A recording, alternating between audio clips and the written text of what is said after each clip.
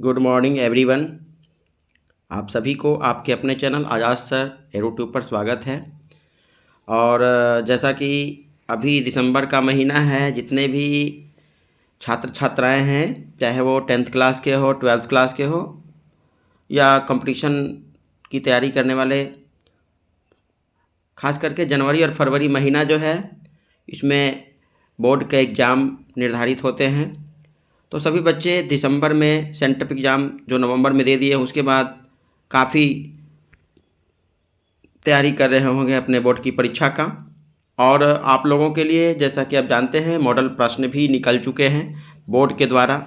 ऐसे तो मार्केट में बहुत सारे गेस्ट पेपर और मॉडल पेपर मिलते रहते हैं, लेकिन बिहार बोर्ड ने जो जारी किया है मॉडल पेपर, वो आपके लिए काफ़ी लाभप्रद होगा।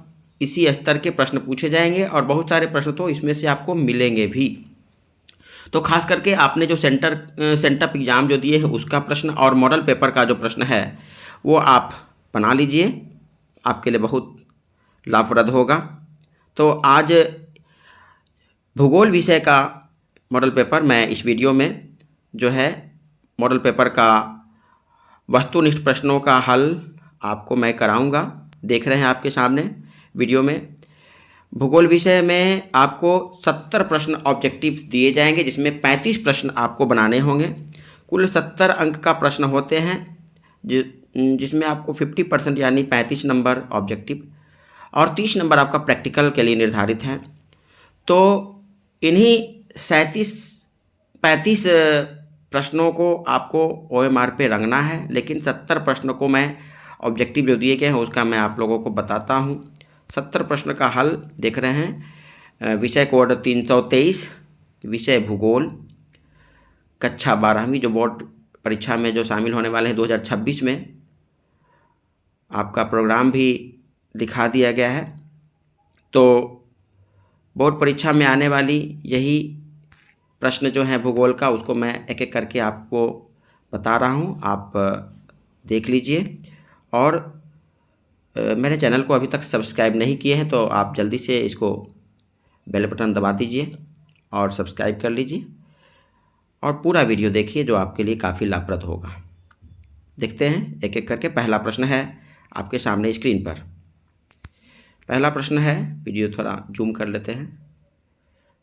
पहला प्रश्न है, नवनिश्चयवाद की संकल्पना का प्रतिपादन किसने किया था? ज्योग्राफी का पहला प्रश्न, नवनिश्चयवाद की संकल्पना। बहुत सारे सिद्धांत भूगोल में आप पढ़ लीजिएगा, उनके प्रतिपादक कौन थे, आपके लिए एक प्रश्न जरूर इससे आएगा। तो नवनिश्चयवाद की संकल्पना का प्रतिपादक जो यहाँ है, first option number A, Griffith Taylor. यही नवनिश्चयवाद की संकल्पना का प्रतिपादन किए थे और इसी नवनिश्चयवाद की संकल्पना के आधार पर उन्होंने रुको और जाओ का सिद्धांत दिया था। नवनिश्चयवाद की संकल्पना का प्रतिपादक कौन थे? ग्रिफिथ टेलर, यानी option number A is the right answer of question number 1। Next question है, निम्नलिखित में से कौन आर्थिक भूगोल का उपक्षेत्र नहीं है? निम्नलिखित में से कौन आर्थिक भूगोल का उपक्षेत्र नहीं है? तो कृषि भूगोल, पर्यटन भूगोल, सैन्य भूगोल और औद्योगिक भूगोल। कृषि भूगोल है ही, पर्यटन भूगोल भी है आर्थिक भूगोल का। सैन्य भूगोल जो यहाँ है वो आर्थिक भूगोल का क्षेत्र के अंतर्गत नहीं आता है, तो दूसरा का सही उत्तर होगा सी। तीसरा, फेब्रे पूरा नाम था लूसियन फेब्रे, इनका संबंध किससे है? फेब्रे का संबंध यहाँ पर जो फर्स्ट ऑप्शन नंबर 1 जो है, फेब्रे का संबंध संभववाद से है, यानी पॉसिबलिज्म अंग्रेजी में दिया हुआ है या फिर यहाँ हिंदी में है संभववाद। इन्हीं से लूसियन फेब्रे का संबंध है। लूसियन फेब्रे एक महान इतिहासकार भी थे और भूगोल में भी इन्होंने बहुत सारे सिद्धांत दिए थे। इनका जन्म 1878 ईस्वी में और मृत्यु 1956 ईस्वी में हुआ था। तो फेब्रे का संबंध संभववाद से, option number A is the right answer. Next question है कि भूगोल की कौन सी शाखा मार्क्स के विचारों से प्रभावित है। भूगोल की कौन सी शाखा कार्ल मार्क्स के विचारों से प्रभावित है, तो इसमें ऑप्शन नंबर सी जो यहाँ है मानववाद भूगोल, ये सही उत्तर होगा। चौथा का सही उत्तर सी। आगे चलते हैं क्वेश्चन नंबर 5। पांचवा प्रश्न है कि विश्व में सर्वाधिक जनसंख्या केंद्रित है। किन क्षेत्रों में विश्व का सर्वाधिक जनसंख्या केंद्रित है, तो निश्चित पर्वतीय भाग में, पठारी भाग में, मरुस्थलीय भाग में, इसके अपेक्षा मैदानी भाग में जो होगा जनसंख्या अधिक केंद्रित होगा, क्योंकि यहाँ जो है रहना सुगम होगा अन्य क्षेत्रों की अपेक्षा। तो सही उत्तर होगा पांचवा का सी। नेक्स्ट क्वेश्चन है निम्नलिखित में से किसमें जनसंख्या वृद्धि सर्वाधिक है। छठा प्रश्न है किस महादेश का नाम यहाँ लिखा हुआ है, तो एशिया महादेश, अफ्रीका महादेश, यूरोप और दक्षिण अफ्रीका में यहाँ सबसे अधिक जनसंख्या, यदि जनसंख्या अधिक सबसे अधिक पूछा जाए तो एशिया में होगा, लेकिन जनसंख्या वृद्धि लिखा हुआ है तो जनसंख्या वृद्धि दर, सबसे अधिक जनसंख्या वृद्धि दर अफ्रीका में है। तो सही उत्तर होगा छठा में बी। विश्व में किस महादेश की जनसंख्या सबसे अधिक है, तो एशिया का होगा, परंतु यहाँ वृद्धि पूछा यानी वृद्धि दर, रेशियो जो है, रेट जो है, जो वृद्धि का दर जो है सबसे अधिक यदि जनसंख्या वृद्धि यदि हुआ है तो अफ्रीका में हुआ है। तो सही उत्तर यहाँ छठा का बी होगा। सातवां कुल जनसंख्या तथा कुल क्षेत्रफल के अनुपात को क्या कहते हैं, जनसंख्या घनत्व। किसी देश या क्षेत्र के कुल जनसंख्या और वहाँ का कुल क्षेत्रफल के अनुपात को जनघनत्व कहते हैं, यानी सही उत्तर सी होगा।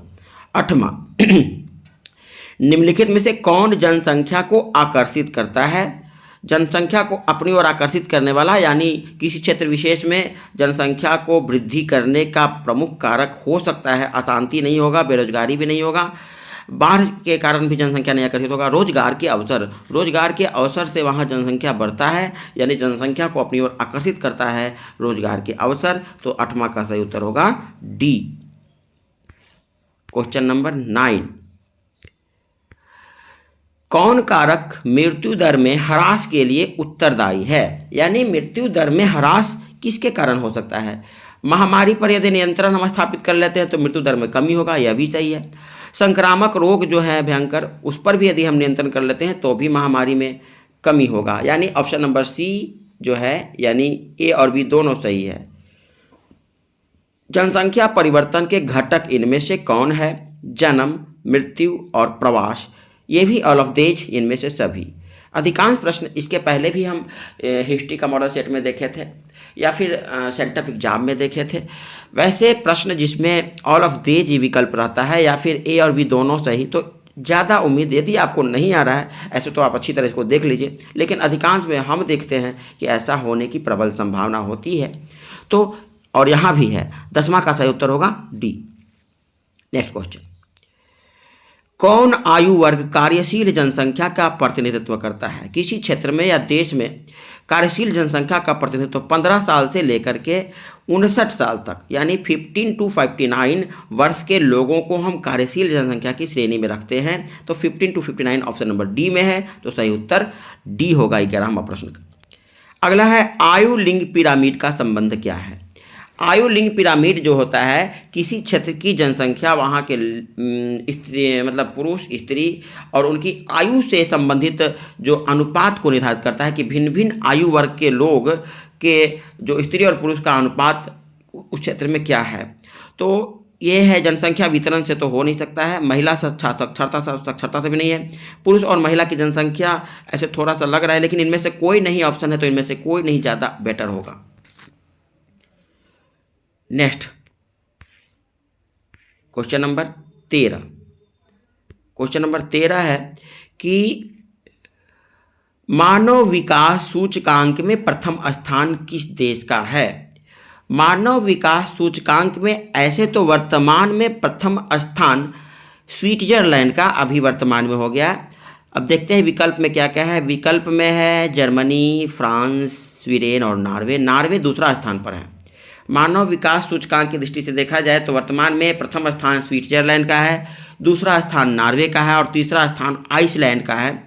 और यहाँ पर स्विट्जरलैंड नहीं है, स्वीडन है नहीं, नॉर्वे यहाँ दिया हुआ है, नॉर्वे दूसरा स्थान है, तो नॉर्वे को ही आप टिक कीजिए। सही उत्तर होगा 13 का नॉर्वे, यानी ऑप्शन नंबर डी 13 का ऑप्शन नंबर डी कीजिए, नॉर्वे सही उत्तर होगा डी।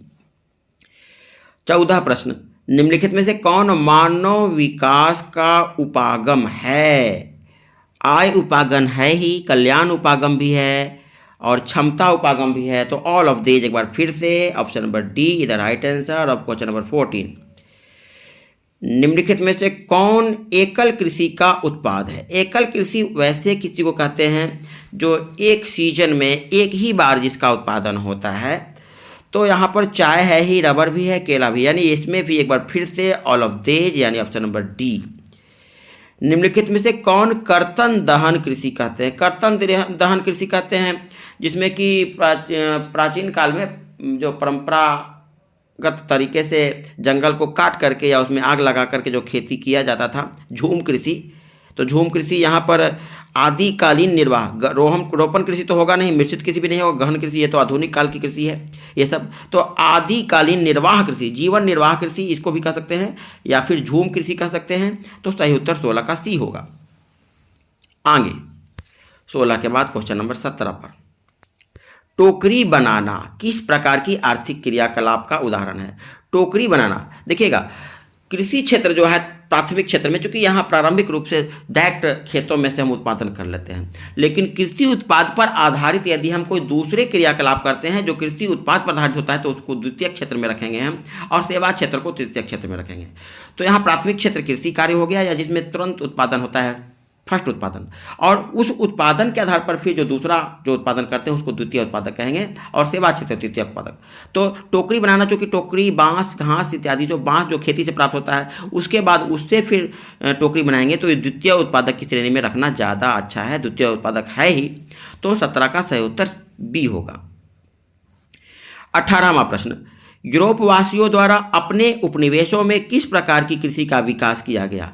जब ब्रिटिश सरकार भारत आया तो भारत में यूरोपवासियों ने, या फिर जितने भी यूरोपवासी ब्रिटिश सरकार भारत में आया हो, या फिर जितने भी यूरोप के देश जो अपने अपने उपनिवेश में जो कृषि को बढ़ावा दिए थे, तो वो रोपण कृषि को बढ़ावा दिए थे। तो सही उत्तर होगा ए। क्वेश्चन नंबर 19, निम्नलिखित में से कौन कृषि आधारित उत्पाद नहीं है? कॉफ़ी का उत्पादन खेतों में ही होता है, चीनी भी गन्ना से, और चाय भी खेतों में होती है। नमक जो होती है समुद्र से प्राप्त किया जाता है, तो नमक का उत्पादन कृषि आधारित नहीं है। तो 19वां का सही उत्तर डी। अंगूर की खेती जनरली भूमध्य सागरीय क्षेत्रों में किया जाता है, फल उत्पादन के लिए भूमध्य सागरीय क्षेत्र प्रमुख है। तो 20वां का फिर से एक बार ऑप्शन नंबर डी सही उत्तर। 20 के बाद 21 क्वेश्चन नंबर, निम्नलिखित वृक्षों में से किससे च्युइंगम प्राप्त किया जाता है? च्युइंगम जो बच्चे लोग खाते हैं, मुंह में चबाते हैं, या खिलाड़ी लोग खाते हैं, इससे प्यास कम लगता है। तो च्युइंगम जो है ये जेपोटा के वृक्ष से च्युइंगम प्राप्त होता है, जो कि ऑप्शन नंबर सी में है, जेपोटा। नेक्स्ट, ट्रक कृषि का संबंध किससे है? ट्रक कृषि से जनरली फलोद्यान, सब्जी, फूल, फल इत्यादि का संबंध होता है। तो यहाँ फूल भी दिया हुआ है और सब्जी भी दिया हुआ है, सब्जी ज़्यादा अच्छा होगा। तो यहाँ बी एंड सी दोनों यहाँ राइट आंसर है। निम्नलिखित में से कौन औद्योगिक अवस्थापना का प्रमुख कारक नहीं है? उद्योगों की, अब इसमें देखिएगा 22वां का जहाँ उत्तर बी और सी दोनों हो रहा था, तो वहीं 23वां जो है, निम्नलिखित से कौन उद्योगों की स्थापना का प्रमुख कारक नहीं है? पूंजी है ही, पूंजी भी है, बाजार भी है, ऊर्जा भी है, और जनघनत्व भी, जनसंख्या भी है। तो ऑल ऑफ दीज यहाँ होगा, यहाँ कोई भी आंसर सही नहीं होगा, ऑल ऑफ दीज होगा सही उत्तर। निम्नलिखित में से कौन पशु आधारित उद्योग है? कपड़ा नहीं, चमड़ा नहीं, हाँ चमड़ा होगा, चमड़ा पशु आधारित। चमड़ा जो है पशु के खाल से बनता है, पशु के मर जाने पर उसके खाल से चमड़ा बनता है, तो ये पशु आधारित उद्योग की श्रेणी में रखा जाएगा। 24वां प्रश्न का सही उत्तर होगा सी। आगे क्वेश्चन नंबर 25वां, निम्नलिखित में से कौन द्वितीय क्रियाकलाप नहीं है? फिर से एक बार द्वितीय क्रियाकलाप, विनिर्माण तो आप जानते ही हैं, विनिर्माण जो है वो तृतीयक क्षेत्र के अंतर्गत आएगा। क्रियाकलाप नहीं है। कुटीर उद्योग तो द्वितीयक में आएगा ही। प्रसंस्कार भी द्वितीयक आएगा। और आखेट जो है ये प्राथमिक क्षेत्र के अंतर्गत आता है, तो आखेट ये प्राथमिक है, तो सही उत्तर सी होगा।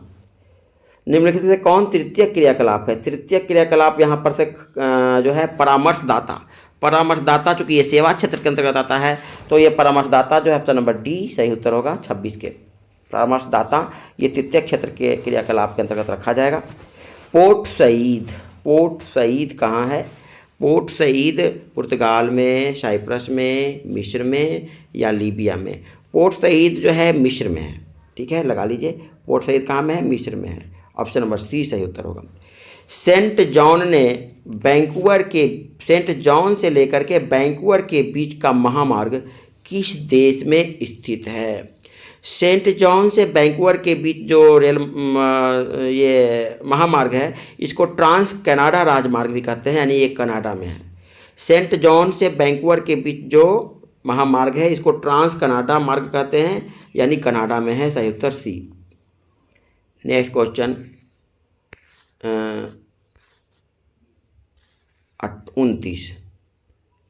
29 है, विश्व के प्रमुख समुद्री पतन किस प्रकार के हैं? विश्व के प्रमुख समुद्री पतन किस प्रकार के हैं? ऑप्शन नंबर ए है औद्योगिक पतन, नौसेना पतन, विस्तीर्ण पतन या तेल पतन। औद्योगिक पतन चूँकि इससे जनरली औद्योगिक उत्पादन का व्यापार होता है, एक जगह से दूसरी जगह ले जाया जाता है, तो इसको औद्योगिक पतन कहेंगे। परमाणु ऊर्जा आयोग की स्थापना कब हुआ था?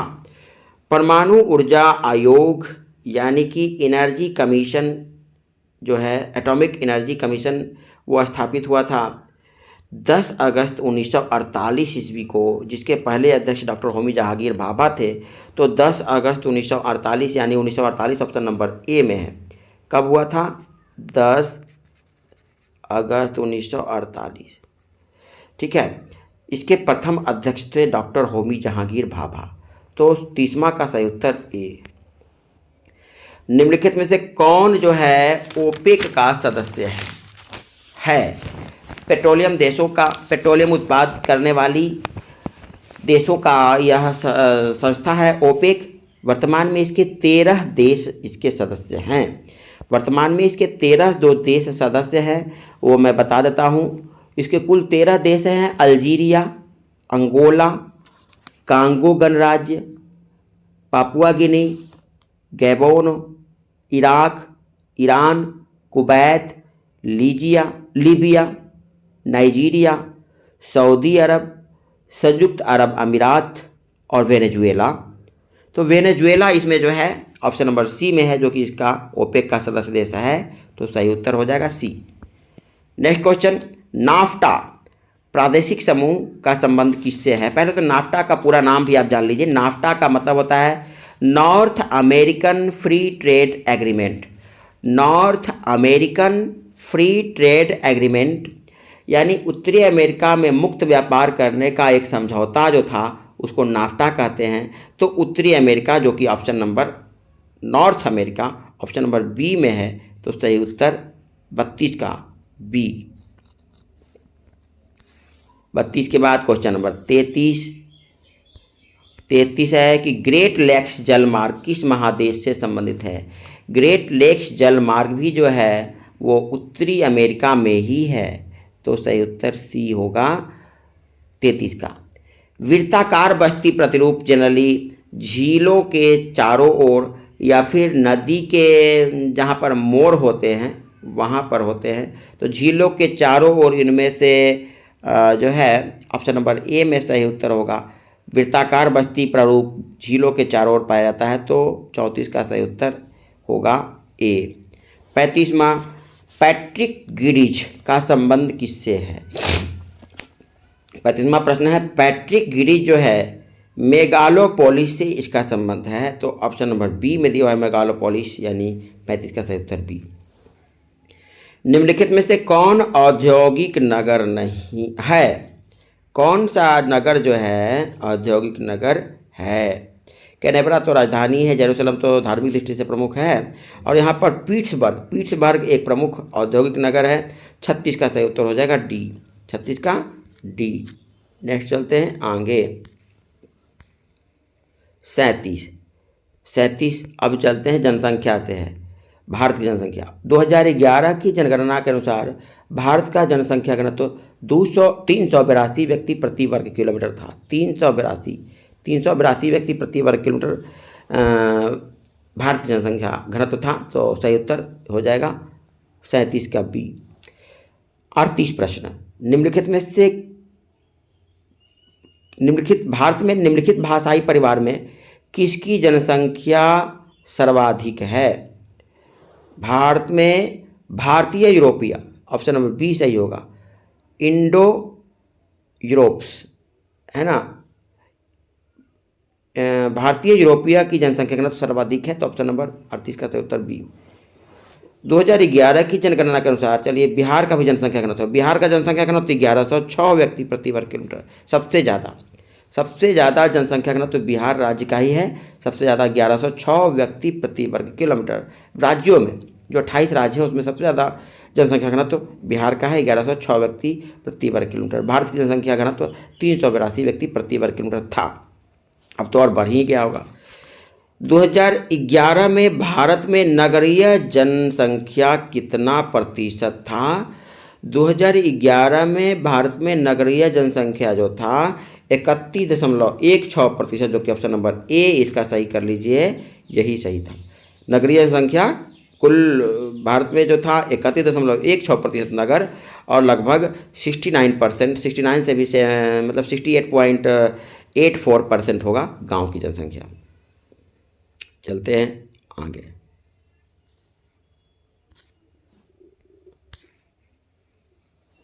क्वेश्चन नंबर 41,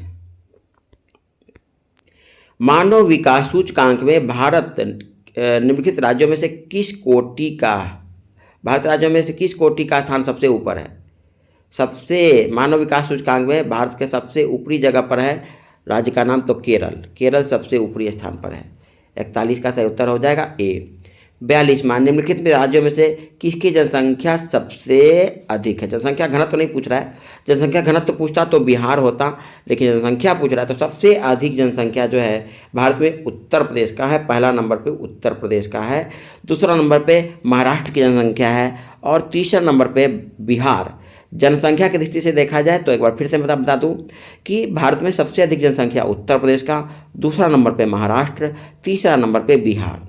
जनसंख्या घनत्व की दृष्टि से सबसे पहला नंबर पे बिहार हो जाएगा। तो जनसंख्या पूछ रहा है तो ऑप्शन नंबर ए सही होगा। मुख्य श्रमिकों को एक वर्ष में न्यूनतम 100 दिनों को रोजगार मिलना आवश्यक था। यहाँ 100 दिन लिखा हुआ नहीं है, तो 100 दिन नहीं है तो 80 दिन करते हैं। नेक्स्ट, भारत में 2011 में महिला साक्षरता सबसे कम बिहार में था। बिहार में महिला का साक्षरता दर सबसे कम 51.5%, मात्र 51.5% बिहार में था। तो सबसे कम कहाँ का था? बिहार का, और सबसे अधिक केरला का, यहाँ 92.1% केरला का था। केरला का महिला साक्षरता दर सबसे अधिक 92%, और बिहार का सबसे कम 51.5% मात्र था। साक्षरता दर भी सबसे कम बिहार का ही था, जबकि जनसंख्या घनत्व सबसे अधिक। नेक्स्ट क्वेश्चन, अगला, गाजियाबाद किस प्रकार के नगर का उदाहरण है? गाजियाबाद भारत का एक आधुनिक नगर का उदाहरण इसको कहेंगे। ऑप्शन नंबर सी सही उत्तर होगा 45 का। निम्नलिखित में से कौन ग्रामीण बस्तियों का एक प्रकार है? ये फिर से एक बार, ऑल ऑफ देज, प्रकीर्ण बस्तियाँ, पल्ली बस्तियाँ और गुच्छित बस्तियाँ सभी इसका ग्रामीण बस्तियों का एक प्रकार है। तो सही उत्तर सी। निम्नलिखित में से कौन गैरिसन नगर है? गैरिसन नगर, पहले बता दूं कि गैरिसन नगर कहते हैं किसको?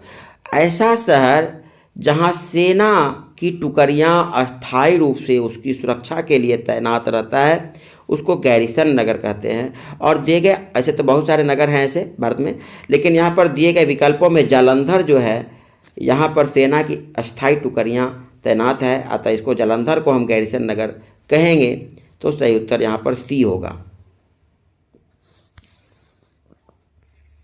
नेक्स्ट क्वेश्चन नंबर 48, निम्नलिखित में से कौन भारतीय कृषि एक प्रमुख समस्या है? भारतीय कृषि की समस्या निम्न उत्पादकता भी, अनियमित मानसून भी, विखंडित जोत भी, यानी सही उत्तर होगा डी। एक बार फिर से ऑल ऑफ दीज। सबसे महत्वपूर्ण जूट उत्पादक क्षेत्र भारत में है जो गंगा डेल्टा, जो बंगाल में, पश्चिम बंगाल में इसकी प्रमुख क्षेत्र है। यहाँ सबसे अधिक जूट का उत्पादन होता है गंगा डेल्टा। ऑप्शन नंबर ए में सही उत्तर है 49 का ए। 50, निम्नलिखित में से कौन रेशेदार फसल है? तो यहाँ पर कपास जो है रेशेदार फसल की श्रेणी में रखा जाएगा, बाकी नहीं है।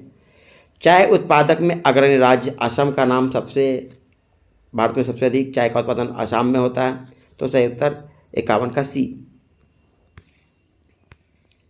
52, पायकारा जल विद्युत परियोजना कहाँ में है?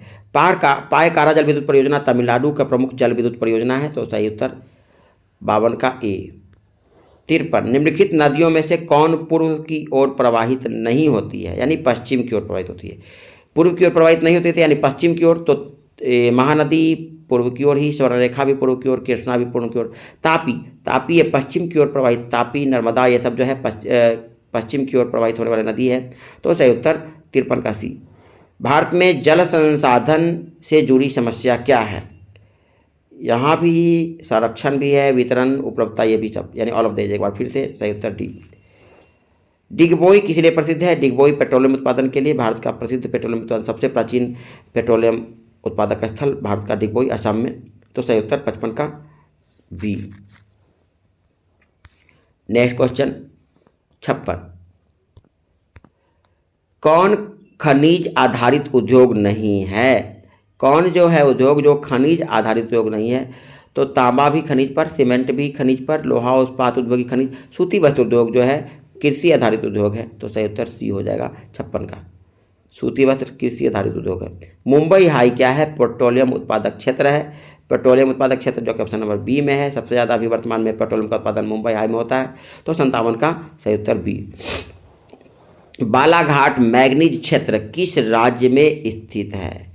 Balaghat, question number 58, Balaghat manganese क्षेत्र किस राज्य में स्थित है? बालाघाट मध्य प्रदेश में है, सही उत्तर डी मध्य प्रदेश। बालाघाट कहाँ में है?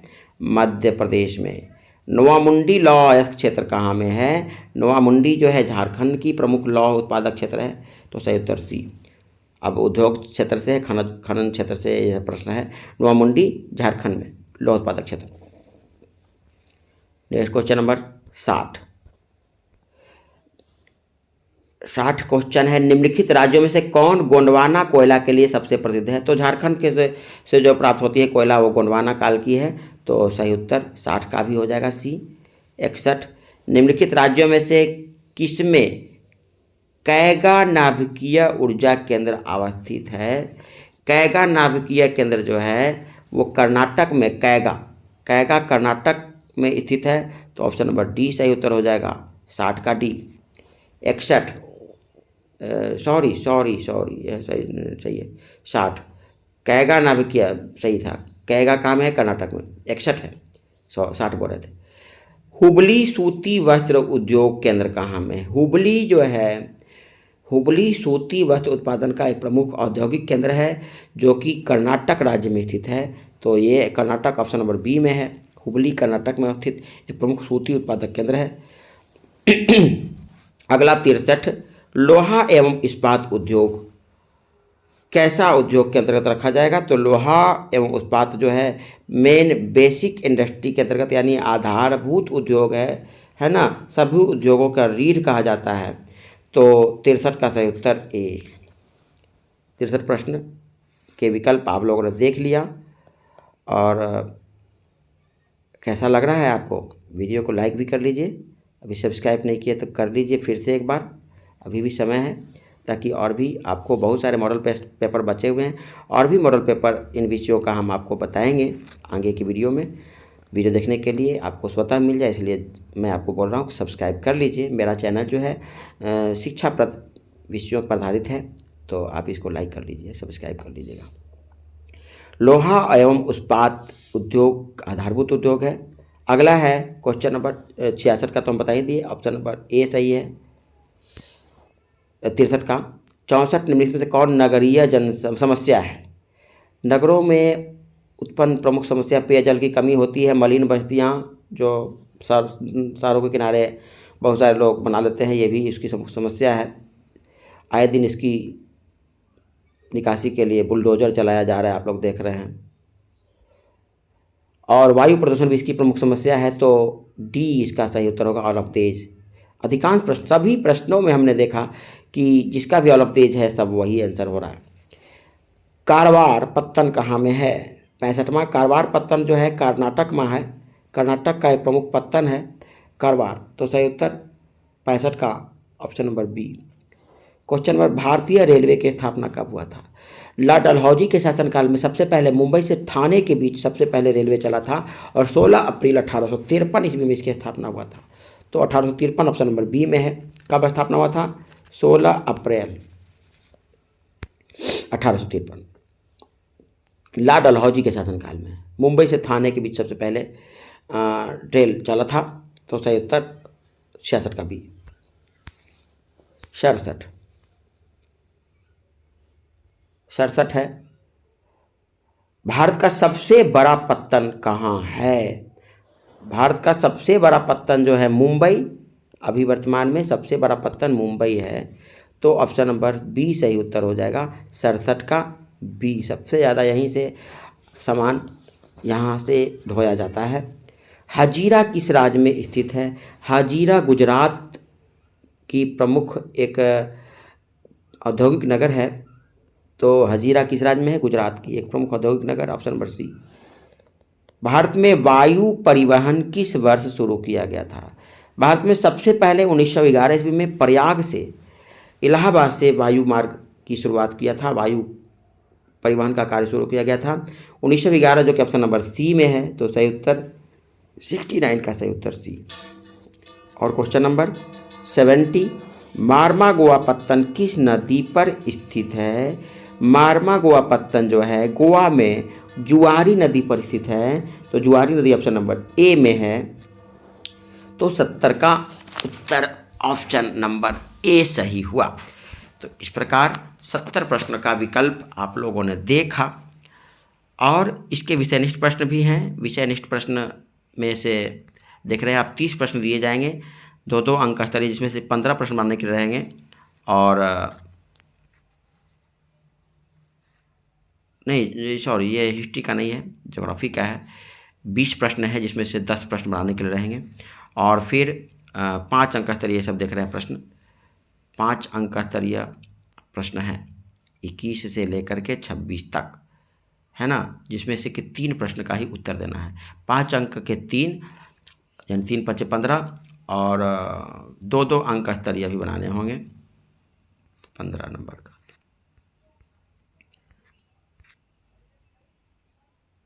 दस प्रश्नों का उत्तर देना होगा, प्रत्येक के लिए 2 अंक। 10 प्रश्नों का उत्तर देना है तो 10 दूना 20,